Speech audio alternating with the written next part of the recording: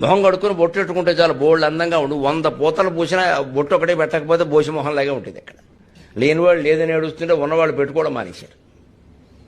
మాకు బొట్టు పెట్టుకున్న యోగం లేదేమో అని పూర్వకాలం పెద్దవాళ్ళు కొంచెం బాధపడుతూ ఉంటారు. ఆడవాళ్ళు పాపం ఉన్నవాళ్ళు పెట్టుకోవడం మానేశారు. కొందరు కనీ కనపడకుండా ఏదో అరుంధతి నక్షత్రంలో పెడతారు నమస్కారం, కనపడితే ఏదో దోషంలాగా. ఇంకా కొందరు మహాపతివ్రతలు ఉంటారు, మంగళవారం శుక్రవారం పెడతారు, వారికి 2 నమస్కారాలు.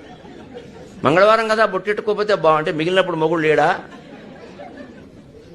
ఎన్ని రకాల దురాచారాలు, ఎన్ని రకాల దురాలోచనలు.